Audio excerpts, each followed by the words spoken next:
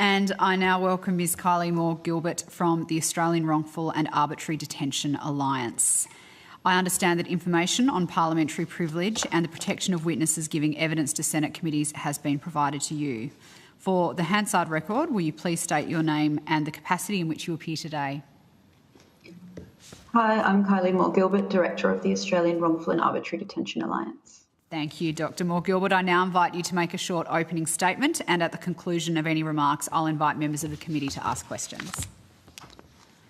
Hi everyone, thanks so much for inviting me to speak to you today, and I'd like to thank the committee for instituting this inquiry. The Australian Wrongful and Arbitrary Detention Alliance has been lobbying for this for some time, and it's a really, really important step to reforming the system, a system that's, sorely in need of reform in our view. I'll be appearing today as the director of AWADA, but also as a former victim of wrongful detention myself. And I'm also a political scientist who's currently conducting academic research in this area, so I kind of wear several hats here, and I'm happy to speak to any aspect of that in the Q&A afterwards. I'll first discuss my own personal experiences and then move on to AWADA's recommendations as seen in our institutional submission. As you know, I spent 2 years and 3 months wrongfully detained in Iran between 2018 and 2020. I received a 10-year prison sentence and was ultimately traded by the Australian government in a prisoner swap deal for 3 convicted IRGC terrorists. Personally, the impact of this on my life has been devastating, and it's still ongoing. I lost my marriage, I lost my career, my relationships with members of my family have perhaps been irrevocably damaged as a result. And in many ways, it's harder now than it was when I was first released. I spent more than 10 years training as a political scientist, specialising in the Middle East, learning Middle Eastern languages, conducting fieldwork in the region. I love the Middle East. It was my passion and still is. And my arrest destroyed my career. I was unable to return to work in my previous role as a university lecturer, and I did not feel welcome to return to my former Department of Islamic Studies in particular. All the research publications I had in the pipeline were pulled during my imprisonment against my explicit instructions, decimating my academic record and my competitiveness for future roles. And this is but one example of many when my agency to make decisions about my own life was taken away from me by those who were meant to be on my side. And I note Jeffrey Robinson mentioned another example of that earlier regarding going to the media and the detainees' right to make such decisions for themselves too. I've come to realise I'll never be able to claw back my career to the point that it was in before my arrest in 2018. And after dedicating so much of my life to that, it's difficult to accept. Despite being subjected to physical abuse, prolonged psychological torture and sexual harassment in prison, I received no support upon my return to Australia.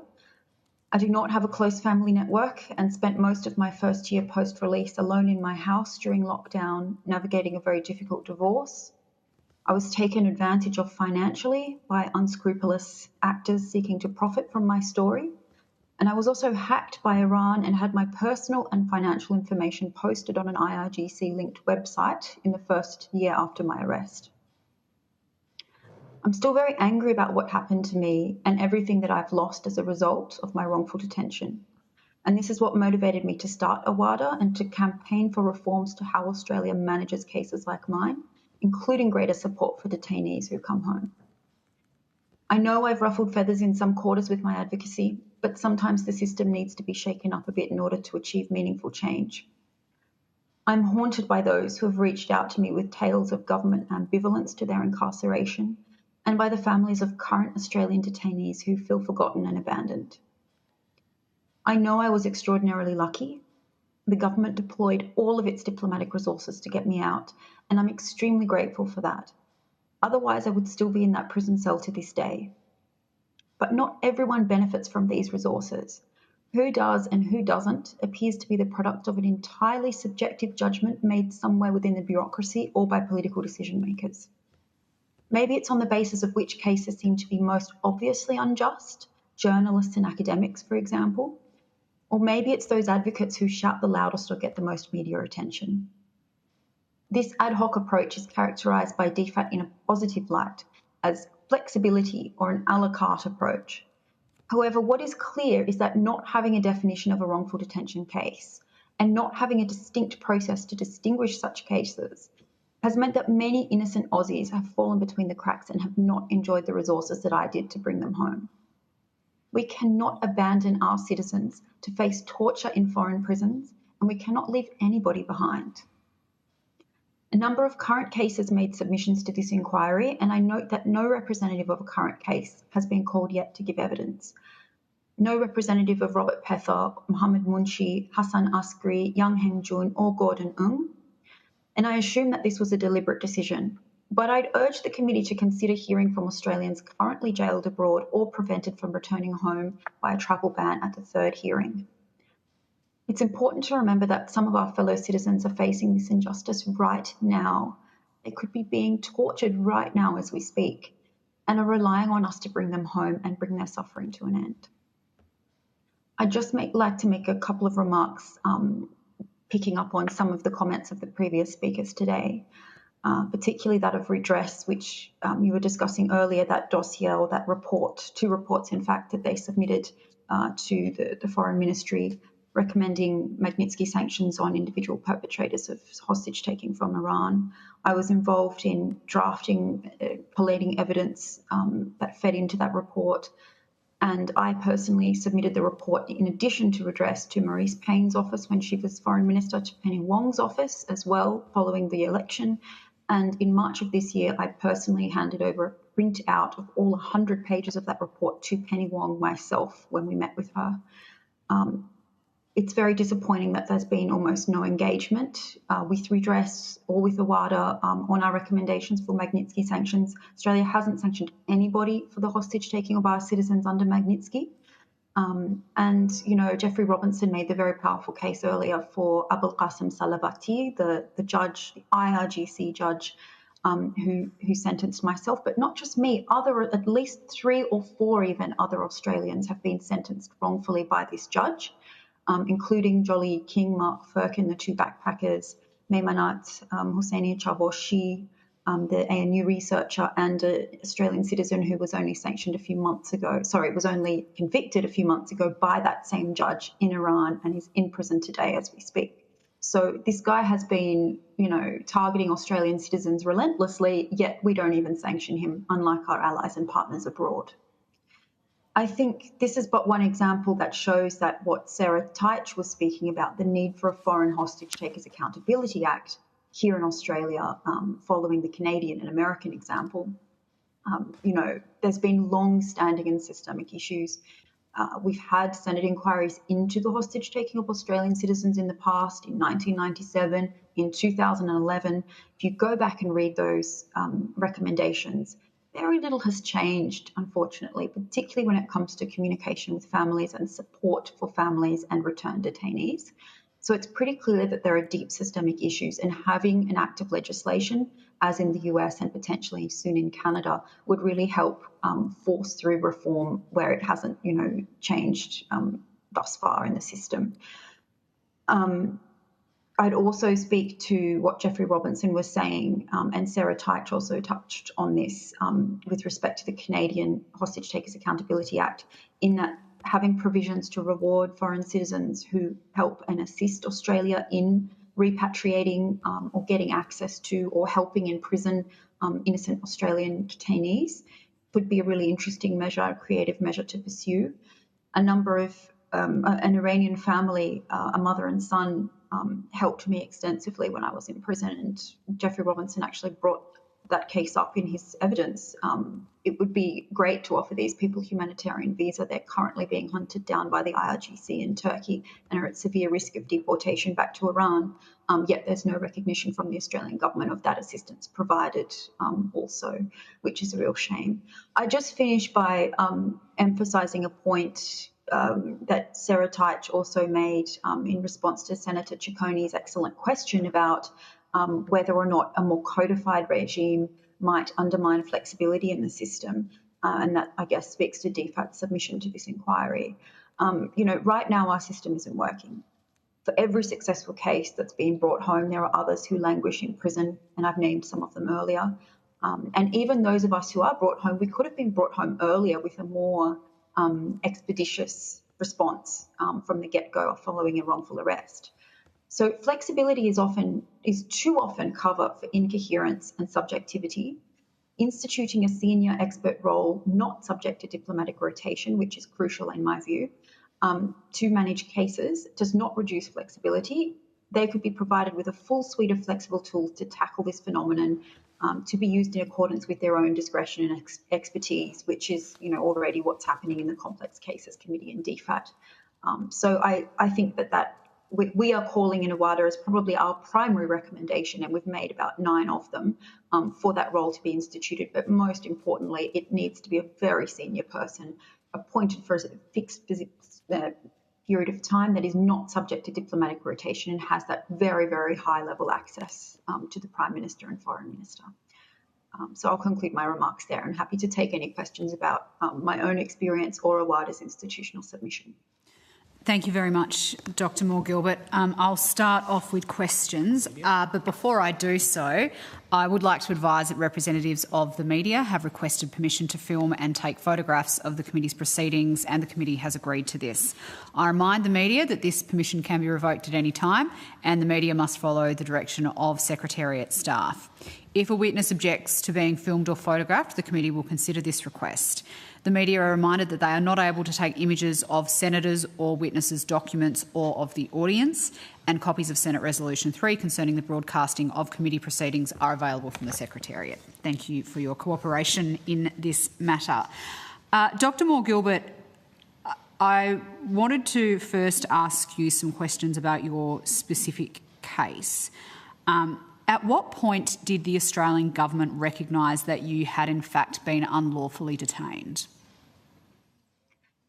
There is no process for recognising that anyone's unlawfully detained in Australia. There is no even definition of what an unlawful detention constitutes. So as far as I'm aware, whilst ad hoc sort of off-the-cuff remarks were made by various Australian politicians saying that my detention was unjust and farcical even, I don't think there was any formal categorisation at all, as in any other case represented by AWADA or otherwise. And in your opening comments, you referenced that you felt that yourself and others could have been returned home sooner than you were if there was a more expeditious response to individual cases, as effectively as soon as the Australian government becomes aware that one of their citizens have been detained overseas. So what decision-making process do you see as being really clear to make that determination? And I don't want to preempt your evidence too much, but I'm assuming that from your own perspective, that the government wasn't in a position to make that determination early on once you were first detained. From what I've seen surveying all Western governments' responses to this, not just Australia's, is that most governments are reticent to call out an arrest as being wrongful until the judicial system of that country has gone through the motions, convicted the person, and the court process is finalised. For that reason, most countries seem to kind of wait for that eventuality before taking action. That can take years, and the person could be tortured and mistreated in the course of those years. We do have a principle of non-interference in other sovereign countries' judicial affairs, but we need to recognise when some of these countries are nasty authoritarian regimes that do not have free and independent judiciaries. Keeping up the pretense that they are like us and that person is being put through a legitimate court process is not really useful to our objective of getting that person home. There is a window of time after a wrongful arrest, but before the person has been entered into the judicial system of the arresting country. Maybe that's a few weeks or months, could even be a year at sometimes, where the person's formally charged and referred to court for trial. There's a window of time where acting expeditiously, creatively, high-level diplomatic outreach might actually be able to free that person before they are entered into the court system. And I'd give you a good example of where the government has actually learnt from this experience and applied it in a subsequent case. And that is the case of the 2 Aussie backpackers, Jolly and Mark, who were arrested in 2019. They were arrested by the same IRGC squad that arrested me. They were kept in the same facility I was kept in, and it was very clear and obvious to me that they had been arrested explicitly to use as further leverage over the Australian government because the IRGC weren't happy with the course of the negotiations they had entered into over me. So they were just additional leverage. They were muscle flexing by the IRGC. Now, rather than waiting that after that second set of arrests for them to be put into the judicial system, put on trial, convicted, etc., before engaging, straight away, because Australia had appointed an envoy, Nick Warner, at that point to free myself, that envoy straight away sprung into action and managed to free them after 4 months before they had been put on trial and convicted. And that shows you that having one point person who's there, senior, empowered to negotiate and act quickly can actually free someone in those initial months of the arrest before they're even put on trial, if all of that structure is set in place. For myself, I had to wait another year following their arrest in order to be freed, because the system, it's much more complicated once you have someone who's convicted of a crime to try and free them than when somebody's suspected of a crime with, robust diplomacy behind the scenes to try and to pry them loose of that system before everything is concreted in place. So I think that's an example, and there's plenty out of the US where there's a hostage envoy, the SPIHA. When an arrest smells really bad and looks super unjust and wrongful in those initial moments, because the SPIHA is already in place and already empowered with a suite of tools to tackle this phenomenon, he's able to act quickly to try and free that person before they're put on trial. So I think rethinking our approach here, putting aside the assumption that some of these nasty regimes have free and fair judicial systems, they absolutely do not. So then trying to preempt that trial and get that person free in the initial first weeks or months is a really key approach. Dr. Moore-Gilbert, I have read your fantastic book that outlines your experience in Iran, but for the committee's benefit and refreshing my memory, what was the period of time between you being arrested and you being formally charged or processed into the judicial system, for want of a better expression? It was around 6 months. Yep. I'm not 100% sure because I wasn't present when I was formally charged, so I don't even know at what point they filed the paperwork or whatever, but I was summoned to court and heard a bill of indictment read to me at about 6 months. Sorry, Senator Cadell, you just had a quick question on that line. Just on the timeline thing, what was the difference between your detainment and meeting the first Australian representative from DFAT, or what was that timeline? It was roughly the same. So I think I met DFAT about 5 months. I met the ambassador to Iran at about 5 months. So before I was read the bill of indictment in court, but after the interrogation phase had ended. Okay. So they thwarted, and most authoritarian regimes do this, they thwart all access, all consular assistance until they've finished interrogating the person, got all the information they want out of you, and then once the process enters the court system, they often allow access. But I was, I'm talking about a tiny room full of IRGC crowding around the ambassador, threatening me in advance. I wasn't able to speak. I wasn't able to do anything. It was merely a proof of life visit rather than any meaningful consular assistance. Well, what was the timeline for meaningful consular, do you think? Ever? I did have some meaningful visits. I was never able to discuss my case. I was never able to discuss the prison conditions per se, although I did in an illicit fashion, using coded language at times with the ambassador. Once they had meaningfully entered into negotiations with the Australian government over my release, so in the final year of my incarceration, I was able to have more constructive discussions with the ambassador, but that judge that I mentioned earlier, he actually signed an order banning me from consular assistance because of my disruptive behaviour in prison as a punishment, which is obviously against international law, against the Vienna Conventions, and they're obviously not very troubled by that in Iran. But I was banned from consular assistance as a punishment for a significant period of time, and it was only in the final year of my incarceration that I actually had any real and meaningful engagement with the Australian government at all. Thank you, Chair. Thank you very much, Senator Cadell. And some more generalist questions now, Dr Moore-Gilbert, and I recognise that you're appearing here today representing AWADA as well. The business model of regimes which engage in hostage diplomacy in circumstances where someone has been wrongfully detained almost always involves a pretence that there is a legitimate justification for the detention of that person.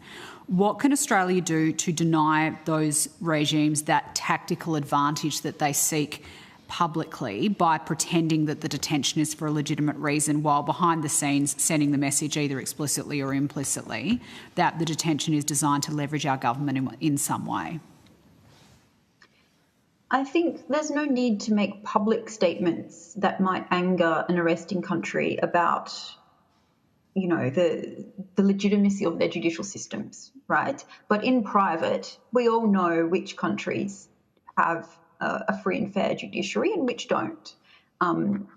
It's the same perpetrators again and again. There's actually a relatively small number of countries that take diplomatic hostages. We all know who they are. And when someone is taken in one of those countries, red lights should be flashing immediately before Australia is even across the details of the case. If it's a repeat perpetrator state like Russia, Venezuela, China, North Korea, Iran, obviously, that should be a red flag from the very beginning. But in private, we are, able to make that assessment without necessarily telegraphing it. What we argue in our submission is that a structure needs to be put in place for designating someone as wrongfully detained.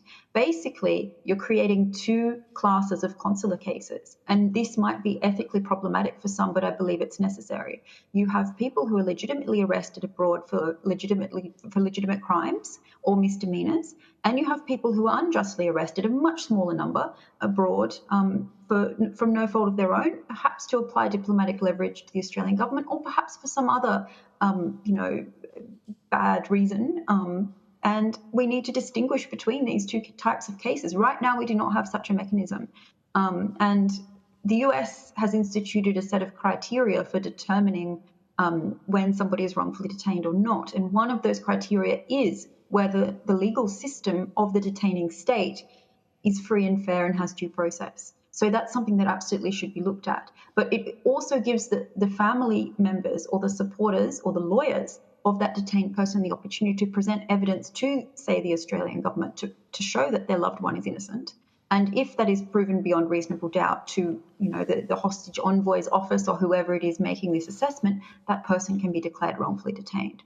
So I think it's a mistake to rely on some of these malign authoritarian regimes, court and judicial systems, to determine whether someone is innocent or guilty. We need to be performing our own, subjective assessment ourselves behind the scenes in order to determine who gets those extra resources employed by the government to pry them free from such a situation.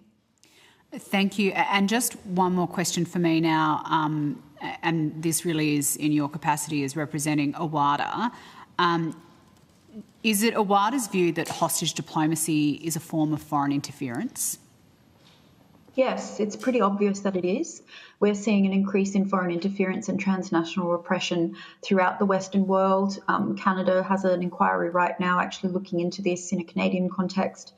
It's a very insidious grey area form of foreign interference, but it absolutely is, and it works, as Sarah Teich noted. Australia has paid a price. In my case, 3 convicted terrorists were released, not from Australia, but from a partner country in exchange for me. But there's also a diplomatic and soft power price that's paid every time we capitulate. And we're not sending any signal of disincentivization or any there are no attempts to punish these malign actors who are repeatedly targeting Australia. It is a form of foreign interference. And us not sending that signal that we're not going to stand for it and that we're going to pay that price again and again and essentially capitulate again and again, in my view, is actually encouraging it to happen further. And that might spill over into other forms of foreign interference too, more overt forms. Not tackling foreign interference broadly as a phenomenon, it probably will lead to more hostage taking as well as one tool in the toolkit of such malign actors' behaviour.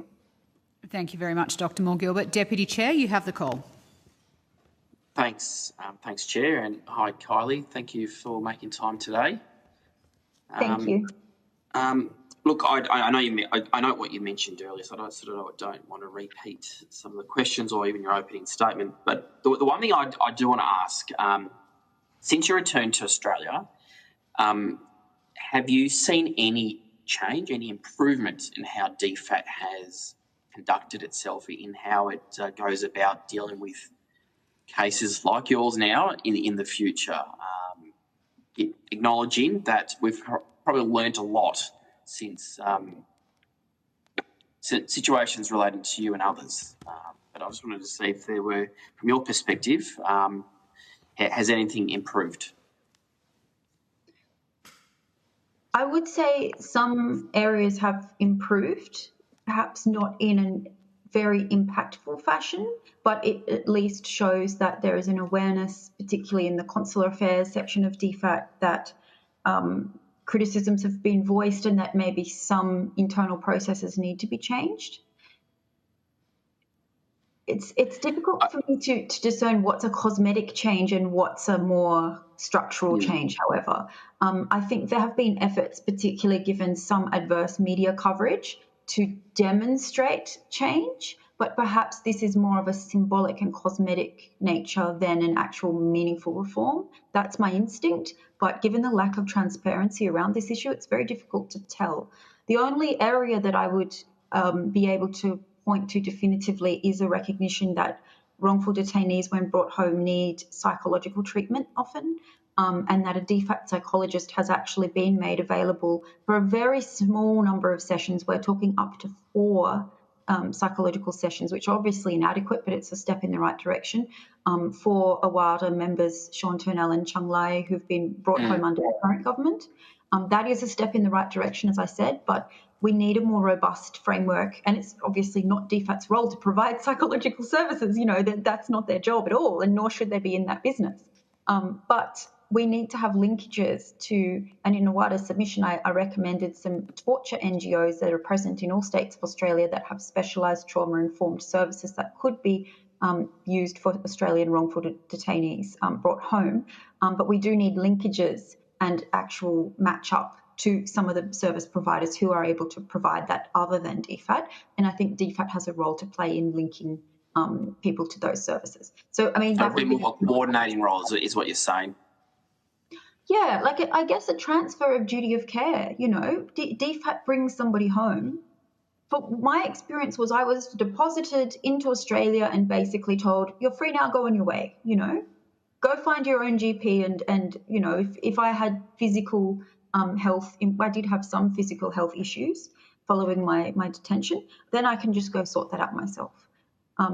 Unfortunately, there's sometimes a need for real specialised care, particularly there has been former Australian detainees who have been physically tortured in prison and have injuries as a result of their physical mistreatment. Such people should never be told to just go off on their own and figure it out for themselves. So there's a real duty of care there when you bring someone home to ensure that they have that specialist mental health and medical treatment available. So I think there's a linkage and a connectivity issue there, and it would be relatively easy to solve if sort of agreements were drawn up with some of these specialised torture charities, for example, to provide that care, and DFAT would refer people to those. I also do note that you're on a group, I think that DFAT and the Minister set up the External Advisors Group. I was hoping that you might be able to share some lights or detail a bit for the committee, for the purpose of the committee here. When were you involved? What's been your involvement? Feedback that you provide? Are you able to share anything about the activities of that group with the committee today? I would like to commend DFAT for the initiative in setting up this group.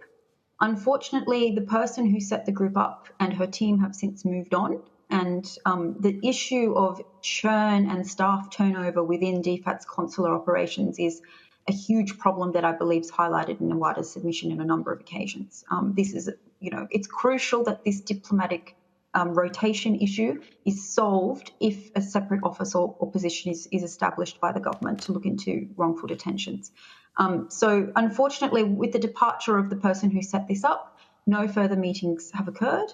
But I would also, and I don't want to be too critical here, but the view of myself and a number of other attendees whom I'm familiar with was that it was a wholly cosmetic exercise in sort of box ticking to try and demonstrate engagement without any actual meaningful engagement and without any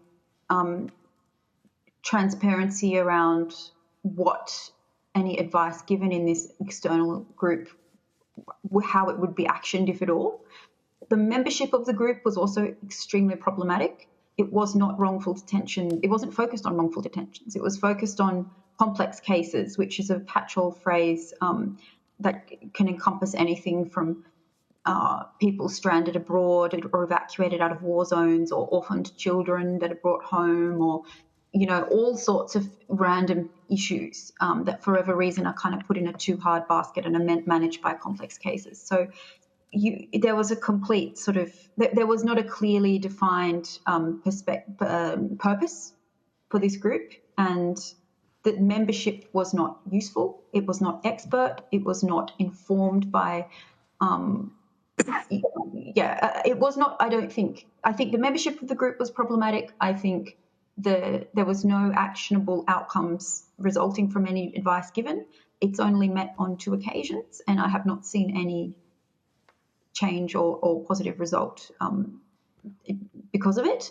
And I believe it's been frozen or disbanded since whoever the individual who instituted it has moved on. So I would not use this group as an example of any meaningful reform, change or outcome achieved by DFAT in this space. I mean, have individuals or the department spoken to you directly about, and putting aside this group, but about any other feedback that improvements could be made and how we handle these situations going forward? Myself and my AWADA co-founders, Sean Fennell and Chung Lai, met with senior DFAT representatives in March of this year, as we did with Minister Wong and her office. They took our feedback on board. We had a great discussion with them. There was an acknowledgement by, I'm going to get his position wrong, but he's a lovely guy called Craig McLaughlin, who's senior within DFAT, but I'm not 100% sure what his position title is. There was acknowledgement by him that perhaps a definition of a wrongful detention is necessary for DFAT to apply to cases that might be flagged with them as potentially being unjust detentions. So there was a recognition of that there, which we really appreciated, although I'm not sure if there's been any outcome or follow-up following that meeting. So the DFAT have been willing to engage with us at AWADA, but again, you're having discussions, but you're not sure if any outcome has actually ensued following those discussions. And I note that, and you probably want to say we've discussed a bit about the US approach and maybe some other jurisdictions.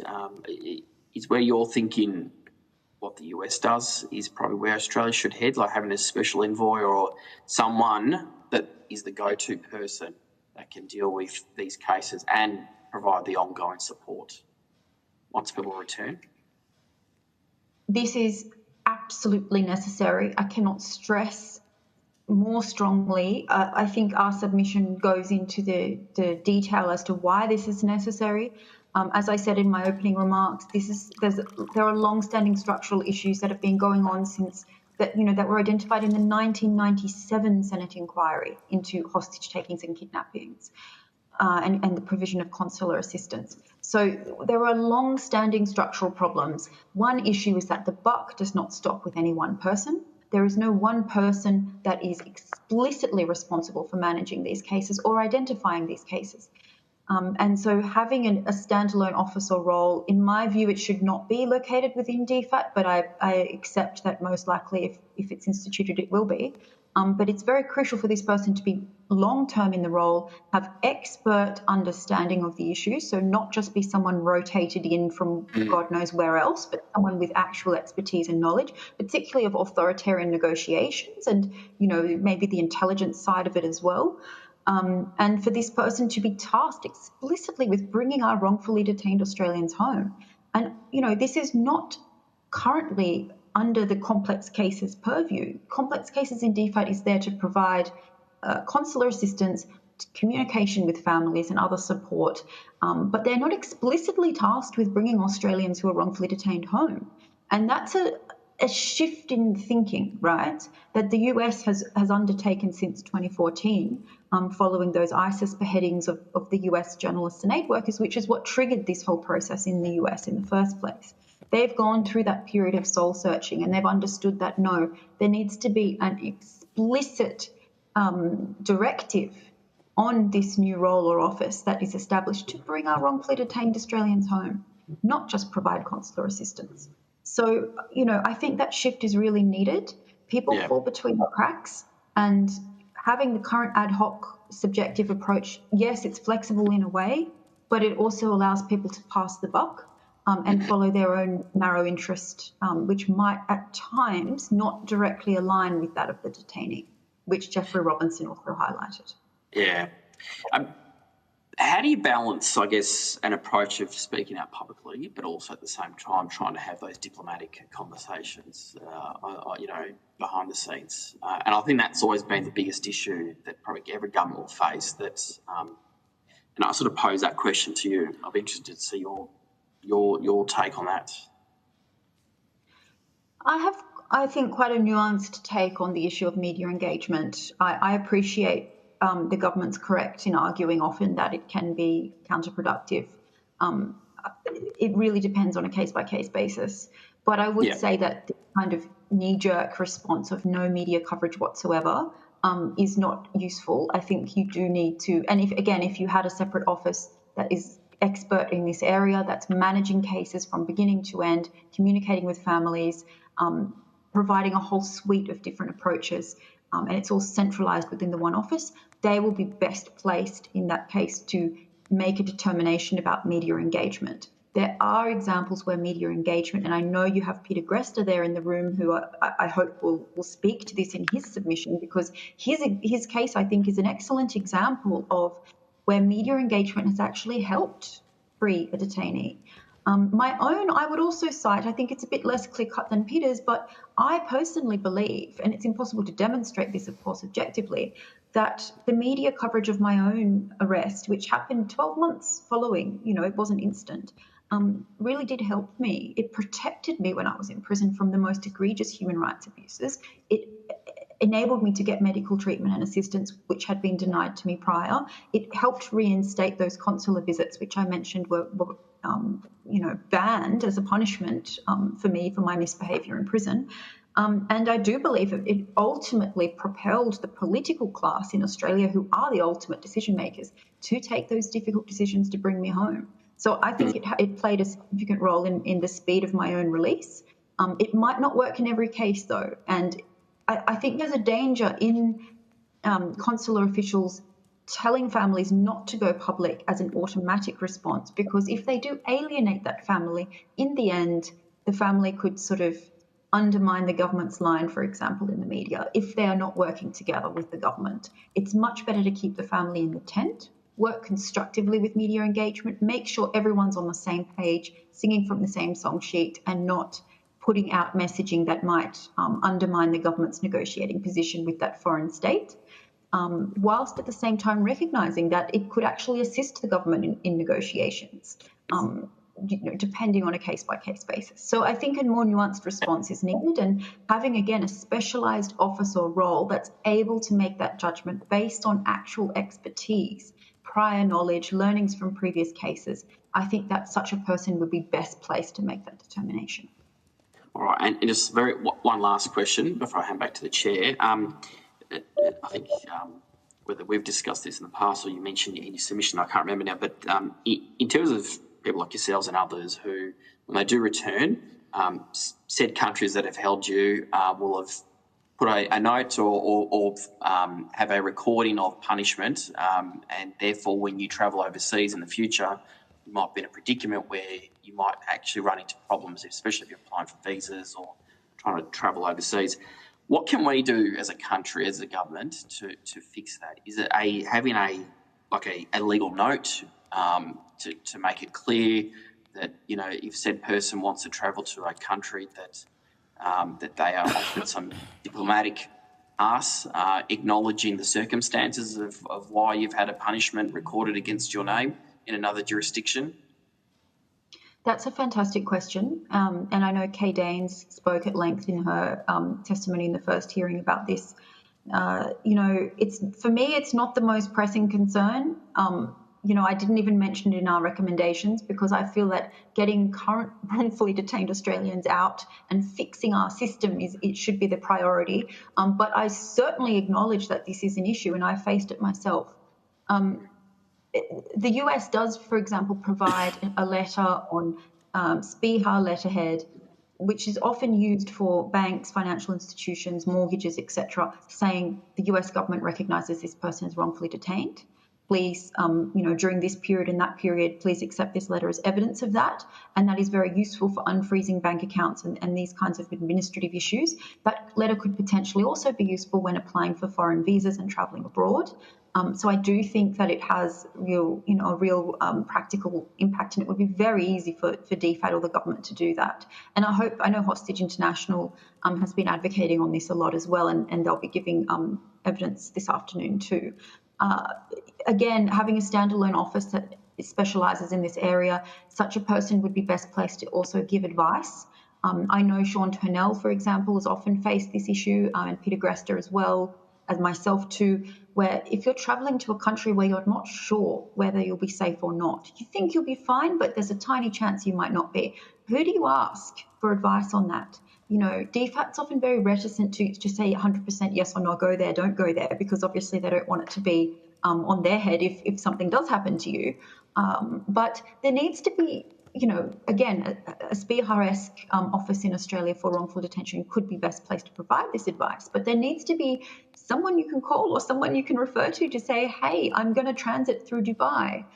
I can't go to most of the Middle East because they consider me to be an Israeli agent or whatever BS that the Iranian regime charged me with, which is utterly ridiculous, but still endangers me if I travel to the Middle East, for example. Who can I clear this with? Can I transit in Dubai or Qatar or not, when I'm flying to Europe, for example? I don't want to get picked up again. And ultimately, it's in DFAT and the government's interest to provide that advice, because the danger of somebody getting rearrested is there, and that would be so much more of a headache for them if that did happen. And perhaps you can ask Sean about this because he encountered this with Vietnam on a number of occasions. So I do think having just a telephone number or the name of a person who's best placed within the government to provide that advice, or to provide a letterhead, official notice that can be used for foreign visa applications, it would be really useful. It's not the most important thing here in this inquiry by any means, but I do think every little thing helps, and it would be great personally, in my experience, to have such a letter. Thanks, Chair. Thanks, Kylie. Thank you very much, Senator Ciccone. Senator Steele-John, you have the call, noting that we are due to move on to our next witness about now. So if you can be expeditious with your questions, that would be appreciated. Thank you very much, Chair, and thank you very much, Doctor. A lot of the questions that I had wanted to ask you, you've fully answered in your responses to other witnesses, to other senators, so thank you very much for that. I did just want to go, though, to one of your observations around the need for DFAT to have the capacity to not continually rotate its staff and individuals in relation to those cases.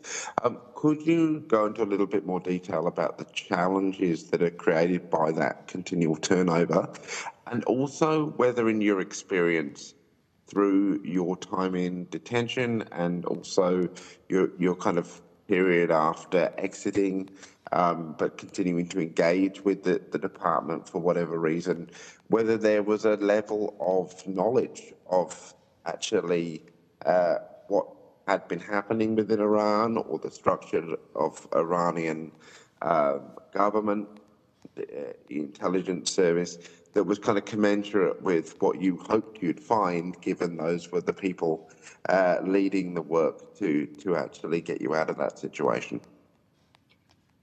Thanks so much, Senator Jordan. Those are two excellent questions. I'll try and be as brief as possible in my responses, mindful of time.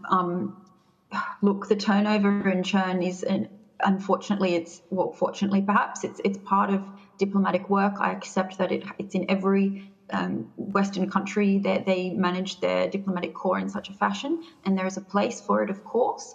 But when it comes to wrongful detentions and hostage takings, having that in-depth experience, institutional knowledge, learning from previous cases, it's really, really important. You don't want to have to reinvent the wheel every time you get a new case. So there's that aspect, that knowledge retention and experience, which is developed over years working in this space, is incomparable. If you have someone coming in, and I note that we've, I think, had 3 or 4 different heads of the complex case unit of DFAT in the last 12 months. So, you know, that's the rotation and the churn of DFAT staff in this space is concerning to me, but it's also traumatizing for families of current cases because they have to tell that story from scratch all over again every time a new staffer or a new case officer or a new head of complex cases comes into the picture. That person does not appear actually usually to be across their previous counterparts' work. Maybe the approach shifts and changes also with each new person coming into the role. So it's very frustrating and re-traumatizing actually for family members and current cases to have to deal with a whole raft of different people churning through the system constantly. Some of these people have no training or expertise in trauma-informed communication. I would say the vast majority of them have no expertise in wrongful detentions or hostage takings whatsoever. So they don't actually have any in-depth knowledge of the issue at all. They might have consular experience, but this is a very specialised area. And that's not a criticism of them. I mean, there's some fantastic people in DFAT who are doing a wonderful job, and they do deeply care about, what they call their clients, which Jeffrey Robinson also critiqued. But at the end of the day, this is a very specialised field that traverses, as Claire Chandler was saying, issues of transnational oppression and foreign interference. So it's a broader geopolitical issue than just consular. And we need real expertise in this area that is long-standing in this field and not on diplomatic rotation. When it comes to whether the staffers involved have any in-depth knowledge of the cases or the countries in which these cases are occurring. Sometimes you have people who have worked in the embassies of those countries. I had engagement with 2 Australian ambassadors to Iran during my incarceration, and I found both of them to have robust knowledge of the Iranian regime that was very useful, including of the IRGC, my captors, when I was there in the country. So I think the in-country expertise is greater than the expertise in DFAT's Canberra operations. I think that there is a real need for external experts to provide information to DFAT on some of these cases because we do not have that country-level depth of knowledge in the consular service that perhaps is required. But again, if we instituted a standalone role or office to manage such cases, that person could potentially consult with external experts or other diplomats who might not be in consular right now but might have had prior experience with other cases. So it's pulling knowledge from various parts of the system together into one office and having one person responsible for that I think is key. But yeah, again, there are great people doing great work, but I don't think that depth of expertise is necessarily there, nor that retention of institutional knowledge each time someone churns through the system. Okay, thank you very much, Doctor. I appreciate your evidence today, and I'll hand back to the Chair. In the interests of time, however, continue to look forward to engaging with you and the organisation in the months and probably years to come. Thanks so much, Senator Steele-John. We really appreciate your engagement and that of all of the senators involved in this inquiry. It's been fantastic. Thank you very much, Senator Steele-John, and thank you, Dr. Moore-Gilbert, for appearing today.